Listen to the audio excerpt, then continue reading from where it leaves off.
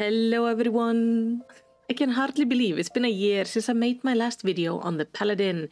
There we explored the story of a realm reborn, and today we're gonna check out the story of Heavensward. If you wanna know what happened or just hear how much my videos have changed since then, I have a link to the original video in the description. And you never know, maybe one of you joined me because of that video. So here we are gonna jump into the story of the Paladin in Heavensward. And of course, we start where we ended, by speaking to Jenlins. And Jenlin tells us that these are troubled times, but our shining example, when going through the previous questline, inspired many to join the ranks of the Sultan's Warren, and now they're actually training at Camp Blue Fog. So we are asked to go over there and just give them a few words of encouragement, which we of course are willing to do. Now, something you gotta keep in mind is what was happening in the main story during this time. This is the early part of Heavensward, where the Scions of the Seven Dawn were not exactly popular within Eorzea. We had been accused of trying to assassinate the Sultana, and had to make a run for it to hide in Isgard. Ul'dah is in a turmoil, and understandably the Sultan's Warren are struggling, as they failed their only job, which is to protect the Sultana. This is definitely a difficult time for the Sultan's Warren, so some encouragement is in order. We head to Camp Blue Fog, and there we meet Ovin. He and Phyllis are conducting some drills with the new recruits at the East Watchtower, so that's where we're gonna go to surprise them and, inspire them a little bit for their ongoing training. Now, different from them, we are a free Paladin, so we are not bound to the Sultana or the city-state of Ul'dah. But I think it's very cute that a tiny Lalafell is going to show up and encourage them. Now, Ovin believes we are a woman of few words, which is kind of true. Especially in the earlier expansion, we didn't really seem to speak much. Not that we speak much now, but we also didn't seem to emote much. So, yeah, woman of few words, but he has a solution for that. They have laid out a bait for a basilisk, and we are simply to beat the hell out of it. That sounds like a plan. We can always encourage people with a little bit of violence. There was also a fate happening at the same time as I did this, so there was another basilisk in the area that I was not supposed to kill. No, I'm going for the big one. Also, I have my faithful companion Katla to help me as always, and Nux just being there. After bravely slaying the basilisk, we return and adjust the camera because Katla is in the way. Now, Ovin says we showed some excellent form, and both he and the recruits will remember this for a long time. And then we return to Jenlins to tell him we have suitably encouraged the recruits. Now, Jenlins has nothing he can teach us, but as we are about to walk away, somebody calls to us. It is no other than Papashan, a man who used to lead the Sultan's Warren once, though now he generally just works at dispatch yards outside the city. And if you started in Ul'dah, you actually met him there for the first time, as the Sultana was sneaking about, and he tends to look after her when she's out and about, masquerading as Lady Lilira. But right now, he just wants to talk to us at the dispatch yard outside the city. It quickly makes sense why Papashan wanted to talk to us outside the earshot of Jenlins, as he wants to talk about Solkaskill, which was Jenlin's predecessor, and a major part of the Realm Reborn questline. Last time we spoke to him, he was heading off to keep on searching for Oathkeeper, the Sultan's Warren captain's stolen sword, and apparently since then he has been in regular contact with Papashan. But the latest missive had something very interesting. Apparently he found the sword, but since then we have had no word from the man. And now Papashan is worried something has happened, and he doesn't want to trouble Jenlins with the news until he knows what happened to Solkaskill. So he asks us to find him, which we of course agree to do. Now, apparently the last missive came either from Isgard or at least through Isgard, and as soon as Papashan will know more, we can start our search in earnest. But at least he's lucky to have us, because we at this time have access to Isgard, while most do not. Sometime later we are contacted by Papashan and head back to meet him. Now, he has figured out where the last missive came from. It came from Falcon's Nest, which is a hamlet in the western highlands of Coerthas. Now, Papashan tells us that of course it would be wonderful to get Oathkeeper back, but most important is to find our missing man. We arrive at Falcon's Nest during the late afternoon, and immediately are faced with the biting cold of this region. Falcon's Nest was originally simply a cluster of barracks, until a village was founded around it. Now part of the soldiers there were falconeers who had their snow-white falcons helping defend this mountainous area from the Dravanian threat. And from their presence, the village got the name of Falcon's Nest. And this place was prosperous until the calamity, when the whole area was thrown into an endless icy winter. And yet, though of course it is still quite focused on being a fort rather than a village. And this is where we start asking around, trying to find any information about our missing paladin. Now the first thing we notice is that this place has actually a lot of people coming through it, mostly builders or other craftsmen. But the people here are quite accustomed to getting some new faces coming and going from the village, and with that they don't really remember them too well. Now one of the soldiers does tell us that there was a battle out in the waste the other night, and apparently it did involve a rather large man and a party of his fellow heretics. But they seem to be trying to kill each other, so they decided not to intervene. But after asking about, we go find a man called 100 Eyes, who seems to have a good hand on who is coming and going from the village, especially craftsmen. And he says he actually does know Solskjaer. Well, knew him. Apparently he was ambushed in the night, out in the waste, and there he perished. 100 Eyes claims he actually buried him himself, actually not too far away from Camp Riversmeet, and apparently somebody named Constant took it especially hard. Now we don't know who this Constant is, but we figured it would make more sense to go check out the grave, and hopefully we can find this Constant at least. After a bit of searching about, we do find the graves and Constant there as well. But he's not alone, he's actually being attacked by some death embrace executioners and assassins. Now a paladin doesn't let anybody get hurt, so of course we jump in and take care of these guys. Before asking Constant if he's okay, he does confirm that he was a friend of Solskjaer, and also confirms the man is dead. He believes the group known as Death's Embrace was the one who killed his paladin friend, and then they were sent to kill Constant as well. Constant tells us that the people around Falcon's Nest believe these are simply bandits, but he knows better and he's been trying to convince them of it for a while. And as he runs off to try to convince them yet again, we instead call in to Papa Shan to tell him of the current situation. Now Papa Shan seems to know about this group. He believes they were the ones who had Oathkeeper the last time he heard from Solskjaer, but it seems that retrieving the sword did not go as planned. So he asks us to go after the boy and figure out what he knows. After all, Constant is the only one who seems to have been any close to the man here.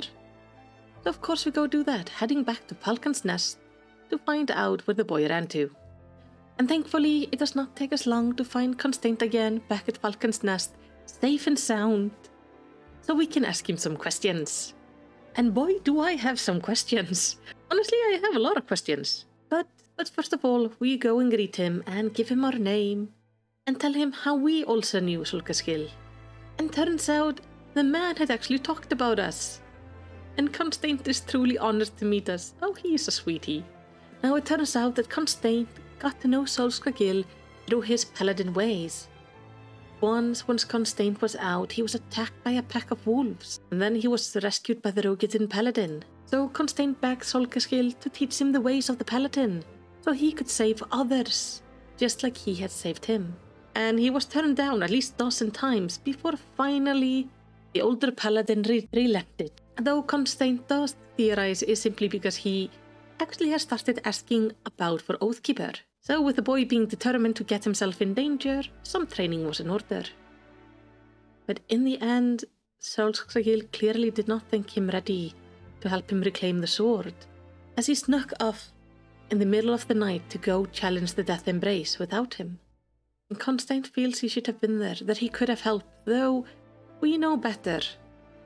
He would probably just be equally dead. After all, he would be dead now if we had not come and saved him from those 3 guys. But Constant has with this also made a decision. He is gonna go find the sword. He's gonna take it back. And he's gonna revenge his friend.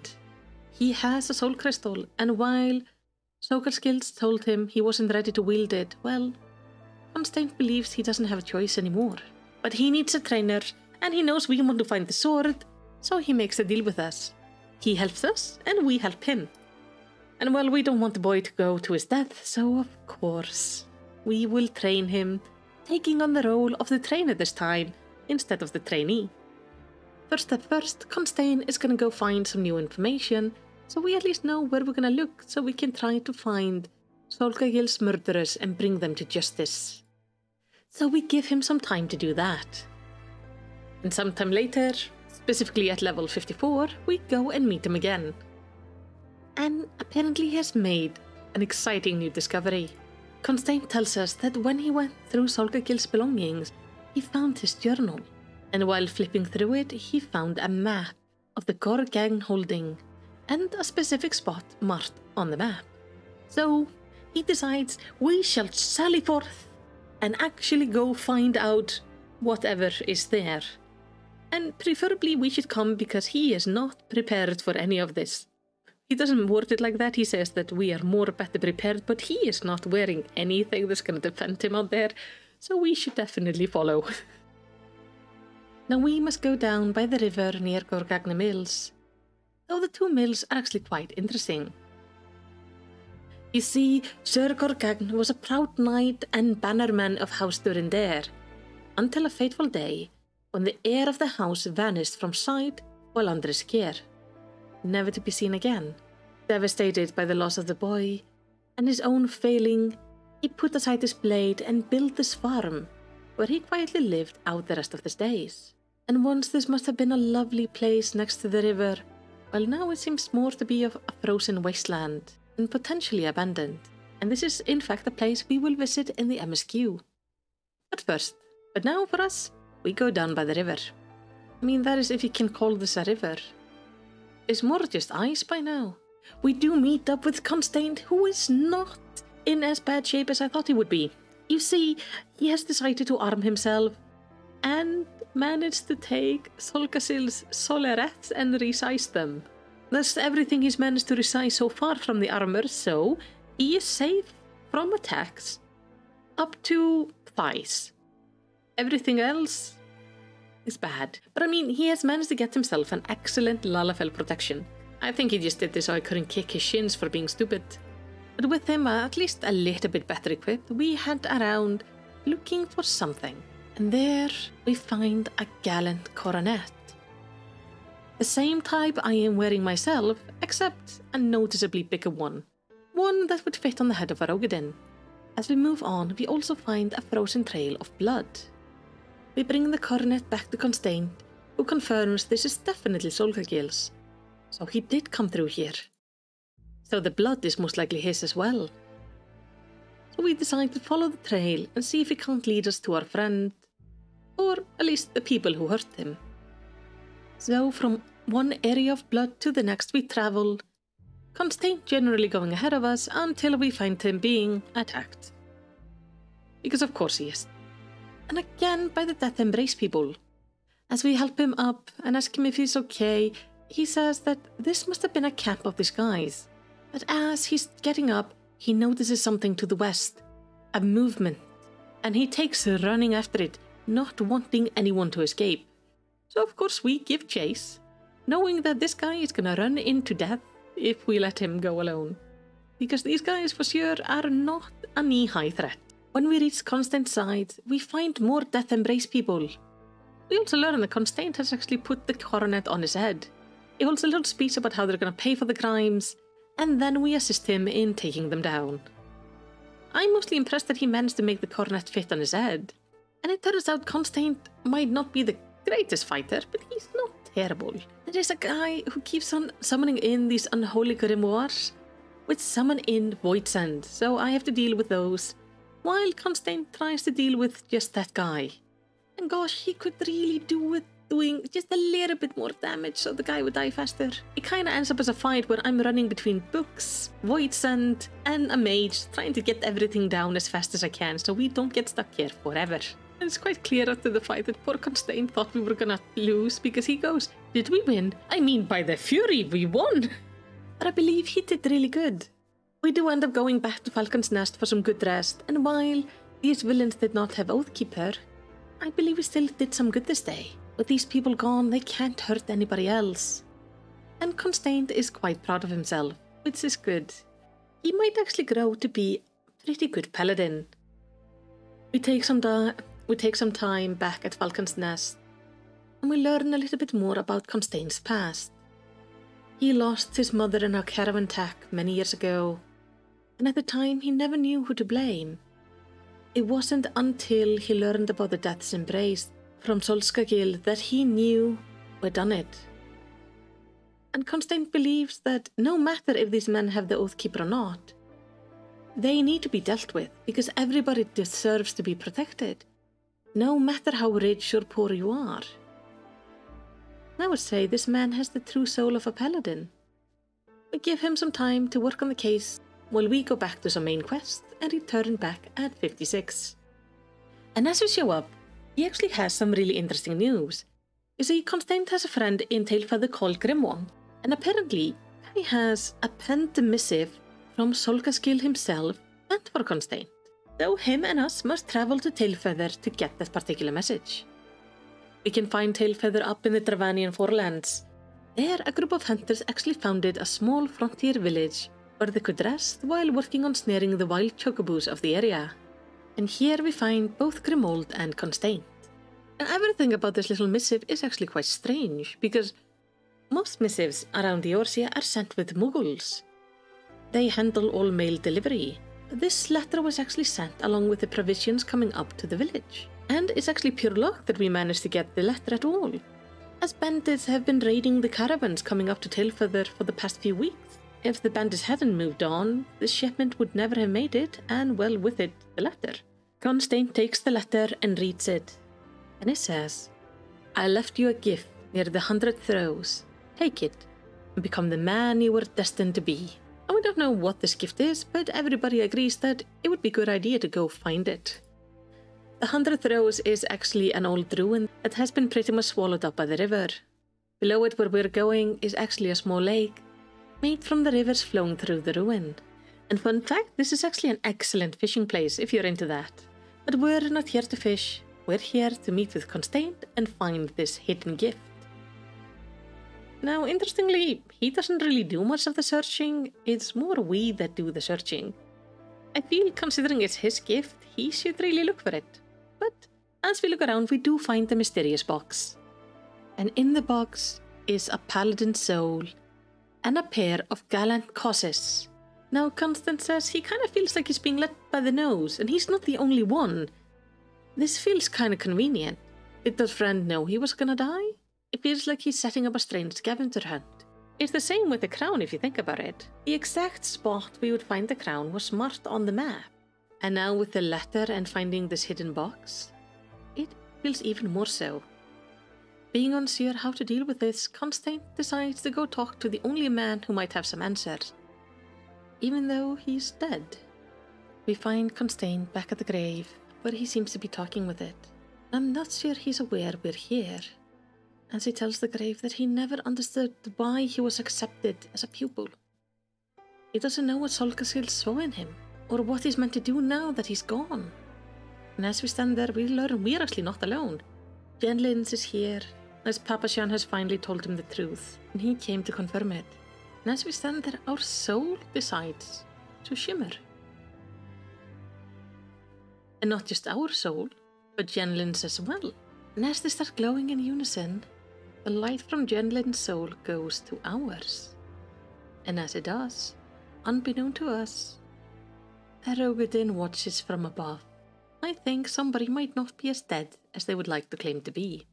We do notice that somebody was watching, and Jenlin theorizes it might be somebody from Death's Embrace spying on Solskagil's pupil. As Jenlin believes, they thought the Sultan's sword would be broken when the sword was stolen, but they were not. And they probably believed the search for the sword would stop when Solskagil will die. Well, it has not. And it won't.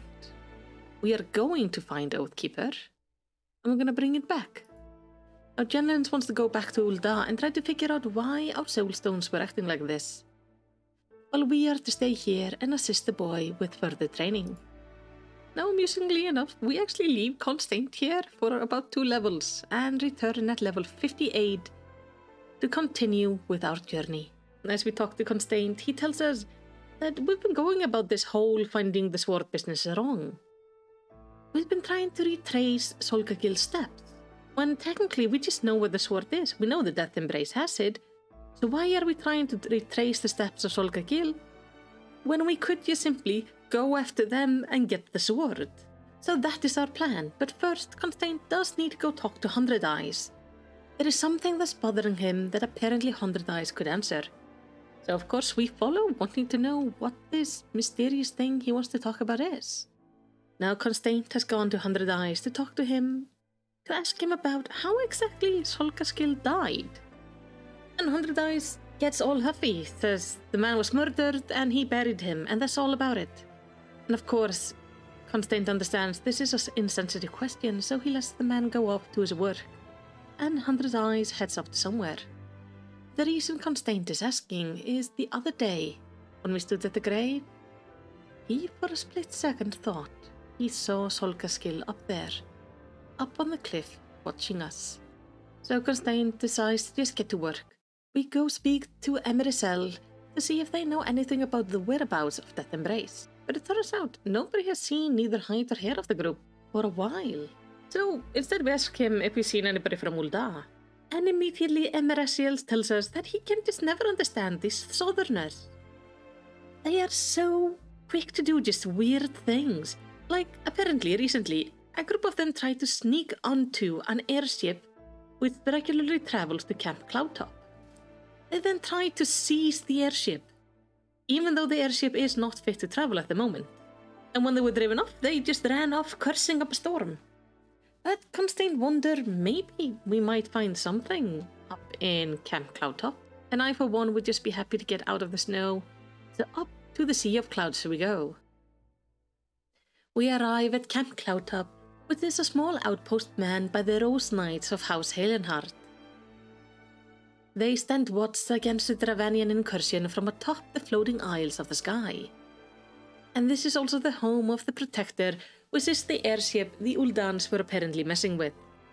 This mighty airship would be a wonderful help in battle if it was ever repaired. But apparently this ship has been under repair for a while and there is no end of that repair in sight. With Constraint we go find one of the House Halenhart squires and ask them about these Uldans who tried to seize the Protector. And of course he remembers them. And apparently they're still somewhere up here on the Isles. The squire says they signed their own death warrants because the Knights are never gonna let them leave the Isles now. At least not alive. We do ask him if they could be the Death Embrace and he says he is not sure. But I mean, if we wanna help him hunt them down, then go for it. So of course we do. We head down to the Rose House, which is the headquarters of the Rose Knight. We speak to the Knight who is in charge and he tells us the Uldans are aware of our plan. And they've all fled to the east right now. So we head to the east and we find all of the guards and just on the ground. I've been taking some of them down at least. But with the soldiers who are here is not our friend Constraint, so we run even further east in hope of finding him. And there we do find some Death Embrace executioners. So at least we know where the Death Embrace went this time. But still there's no Constraint, so onward further east we go. In hope of finding our friend, and hopefully he's okay. Because he seems to have gone quite a bit ahead of the group. And quite a bit further we do find the Knight and Constraint. They manage to trap the last of the Death Embrace, but after a fierce fight they are simply too weak to fight it. So in we go to deal with the mage, who has managed to bind a void scent to his control. But as we fought this final guy, he also dropped something. A set of gauntlets.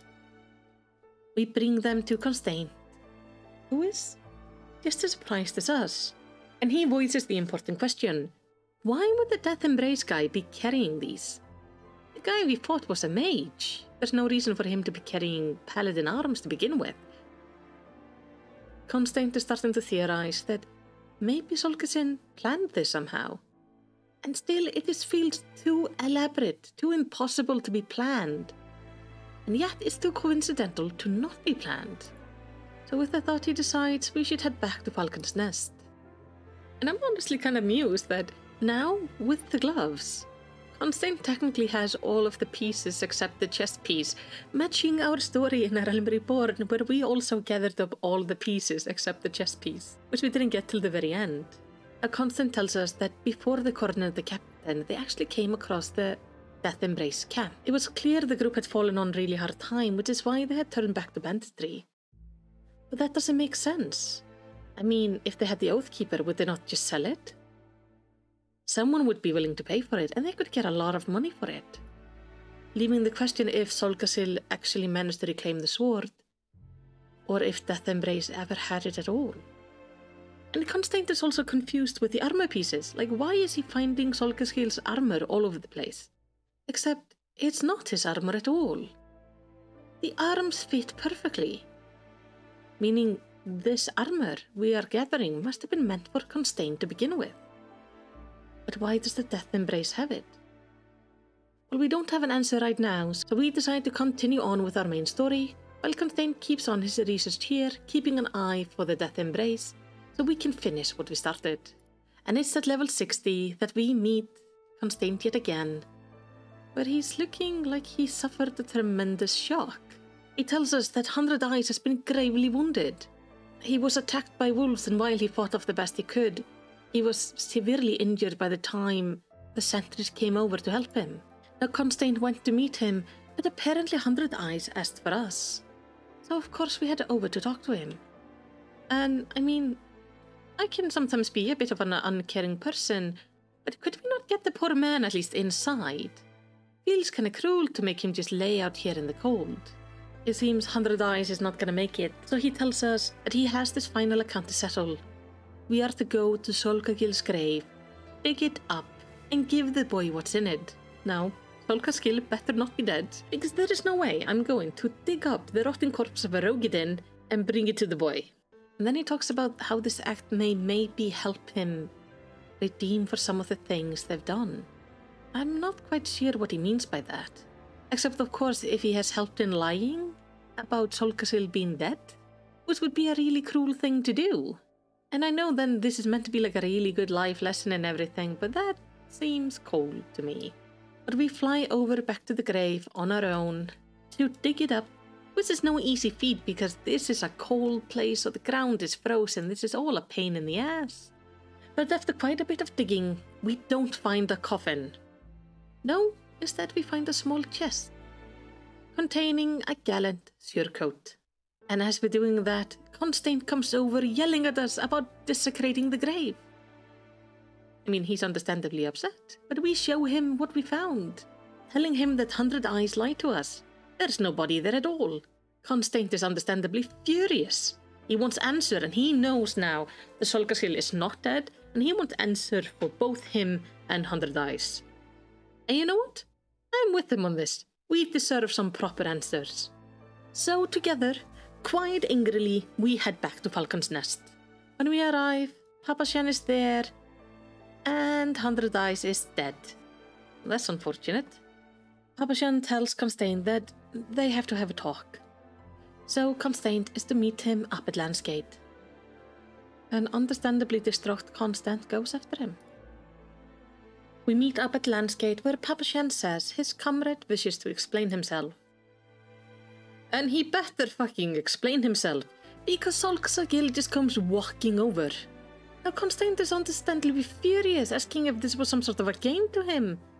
And Solcagil says he can explain, which causes Papashan to step in and tell him to apologize properly. So Solcagil explains that, well, he did this because getting the blade back, well, the blade is just a blade. The oath of a paladin isn't inscribed in stone or in metal. It is part of the paladin's soul. And it seems that is why he sent us on all of this wild goose chase. Though he did not account for us being there, it was meant to be just our new friend here, which is terrible because he was about to die when we first met him. So Solcagil basically just put his pupil to the death if he hadn't been so lucky that we were also searching for him. And during this conversation, again, the soul crystals start pulsating. This time is Papashan's and Constantine's. And it is Papashan's soul who seems to send something to Constain's soul. And when that's done, our soul starts glowing as well. And so does Constain's soul, but they're glowing red now and shooting lightning. I don't think soulstones are meant to be shooting lightning. After they finally stop the light show, Solx's guild explains that the Paladin soul responds to her oath. And sometimes, when in presence of a particularly pure soul, other souls might be compelled to yield. But when two souls cannot reconcile, when one cannot establish dominance, it can spell disaster, which seems to be why me and Constant had a lightning show. No, both of them were equally strong, I guess. And Constant points out the obvious here, that this seems awfully inconvenient. And I agree. I don't remember any other soulstones doing this. And Solskjaer Guild does agree. You see, as the discordance between two souls grows, the ether builds and the souls will grow unstable. And if the souls keep on doing this, they can actually end up being destroyed. And we're all alarmed and ask how to fix it, and Solskjaer Guild brings the answer. We fight, of course. The souls demanded. We and Constant must fight so one of us can rise above the other. I really don't understand why the Paladin soul is so keen on being above other Paladin souls. This feels very anti-Paladin. And Constant agrees, as he tells us that is the stupidest thing he has ever heard. I like Constant. And he points out, we are Paladins, the defenders of the weak and needy. There's no reason for us to be fighting one another in battle. But, well, if there's truly no other way, we gotta do it anyway. So the two of us get ready to fight. As we fight, we get to see Constant in his full armor, and he looks amazing. But gosh, this is stupid, and actually really unfair when you think about it. Because poor Constant hasn't really, gotten a lot of fighting experience. While we are the literal warrior of light, the chosen of Hydaelyn, the defeater of Bahamut, and the ultimate weapon at this point. Which feels just unfair. So understandably, we beat the shit out of Constant. And as we finish the fight, and Constant is a little bit worried about having lost so easily, he is encouraged that he fought with honor, and that is what matters. As we are there, Jenlins comes over. Because of course we just gotta have to have everybody from the Paladin questline coming over here.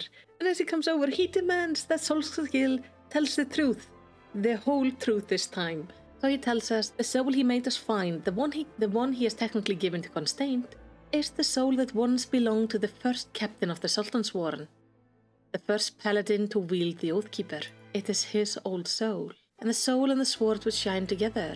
He has gotten the sword back, but the sword does not shine with him anymore. And the sole purpose of this whole ordeal was to make the sword shine again. Now, Jenlins points out that this is just all being ridiculous. He hands Solskjaer Guild his old soul, that he should be able to make the sword shine. But Solskjaer Guild tells us that after a man leaves the Sultan's Warren, can't return, his soul will no longer suffice. All he can do now is show another the way, and ask them to do the same for their brothers and sisters. But we apparently still don't stand above all others, not until we have bested Solskjaer Guild. This questline is so confusing. So now we fight him to prove that we are the best paladin so we can make the sword glow. As we beat him, he claims that finally he has found a paladin who can make the sword shine again. Just as all of our heartstones starts glowing, both Solskjaer Guild's and Constant stones yielding to our own. He tells us this sword used to shine for the captains of old. But while he held it for 30 years, it only shone for him once. And that was before it was taken from him, before he forswore his oath so he could reclaim it.